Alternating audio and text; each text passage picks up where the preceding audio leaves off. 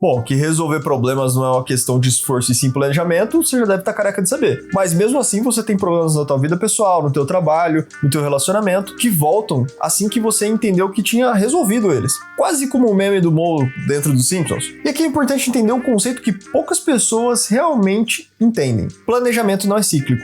Pelo menos não no formato que se conceitualizou. O formato clássico de planejar e resolver problemas é: você tem um problema, você faz uma estrutura em busca de uma solução e em seguida sana esse problema, até vir outro problema e, consequentemente, você vai resolvendo. Acontece que nem todo problema se resolve assim. Para ser bem franco, pequenos problemas se resolvem assim. Quando a gente fala de problemas maiores, quando a gente está falando de realmente relacionamento, de trabalho, de percepção de ambiente, acaba que exige muito mais do que somente encontrar uma solução. Você tem que encontrar mais porquês nesse quesito. Mas é natural. A gente analisar a estrutura clássica do entendimento de planejamento, a gente vem com outro problema. E o segundo problema está bem na etimologia da palavra. Dentro do latim, planos é plano, reto, como se fosse nivelado. Então você entende que planejar é desenhar. E quando não? O planejamento está muito mais próximo de uma língua que, para estar viva, para estar acontecendo, precisa mudar do que necessariamente algo estático. Então entender que planejamento é algo adaptável te tira de um campo de frustração muito grande, porque não resolver aquele problema com este planejamento não significa que o planejamento está errado, você só não encontrou uma solução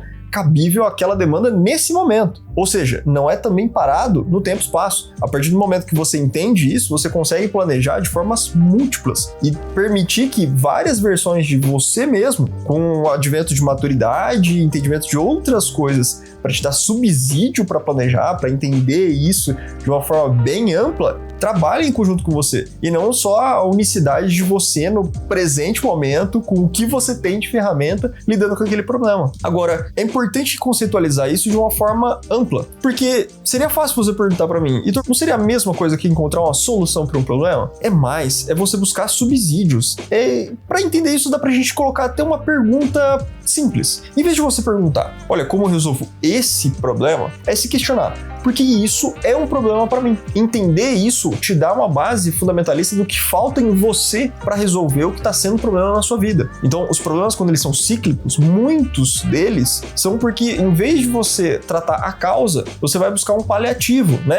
É o eterno apagar incêndios. Isso muitas vezes é fácil de ver na vida pessoal, quando a gente coloca alguns problemas como oratória e afins, mas dentro do contexto organizacional isso também acontece. Quantas vezes não aconteceu na tua empresa, na tua comunidade, que você viu que existia um problema e esse problema ele foi sanado diversas vezes. Nunca foi uma solução, foi sempre um paliativo, foi sempre uma gambiarra, foi sempre um apagar incêndio. E no final das contas a demanda continuou ali, o problema em si continuou ali, porque ele estava institucionalizado, porque foi culturalmente aceito, ou porque simplesmente é alguma coisa que você na tua vida pessoal não quer mudar agora, ou não vê como mudar agora. Mas entender o porquê que isso está acontecendo de novo é fundamental, porque senão a gente entra num ciclo de culpas. E assim como todo comportamento reforçado tende a acontecer novamente, todo comportamento restringido tende a não acontecer. E talvez você vai deixar de fazer algo na tua vida, talvez deixar de entender como resolver algum problema, trazer subsídios para si, pelo simples fato que toda vez que você vai realizar algo, você se frustra por não conseguir ter esse senso de conclusão. E aí, como que a gente trabalha essa situação? Trazendo subsídios para essa situação, trazendo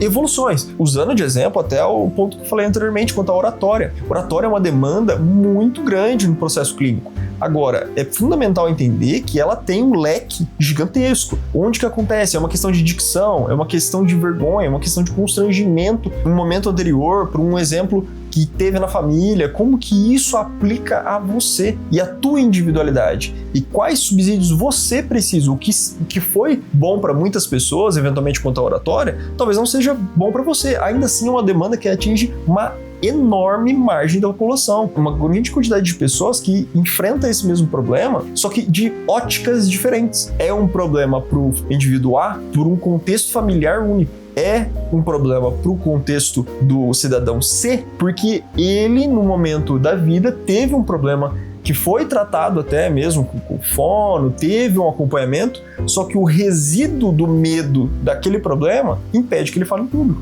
porque ele acredita que isso vai fazer o problema voltar. E essa percepção precisa ser dita. As pessoas muitas vezes colocam os problemas como eles precisam ser palpáveis. E a superficialidade disso é tão cruel, porque no momento que você não tem liberdade para falar consigo mesmo o motivo real do teu problema, como que você vai falar para um psicólogo? Como que você vai falar para um outro profissional, para um amigo, para alguém que pode te dar esse subsídio? Então, é importante entender por que isso é um problema para você, pelo simples fato de você conseguir decopar suas emoções. Não é que um psicólogo não vai conseguir te ajudar, um fonoaudiólogo não vai conseguir te ajudar. Agora, para além de uma equipe multidisciplinar, você também precisa trabalhar na ação da tua mudança. Você não pode ficar passivo a ela. Do contrário, você vai viver nesse ciclo de resolver pequenos problemas. E aí, comparando com essa situação, é algo muito...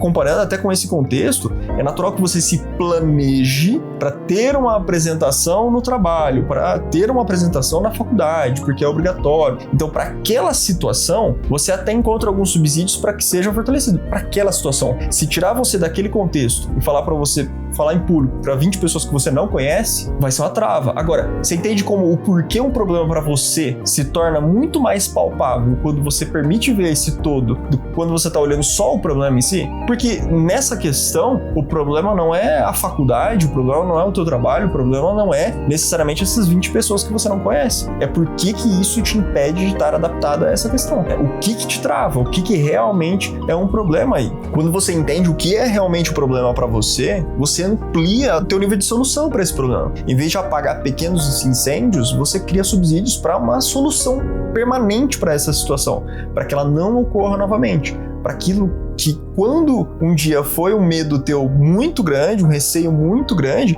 hoje ele é parte da construção da tua maturidade. Porque em vez de lidar com aquele problema somente quando ele aconteceu na tua vida, você lida em todo o aspecto que ele te atingiu. Desde antes de ser um problema, até depois da solução desse problema e como ele está arquitetado dentro da tua vida.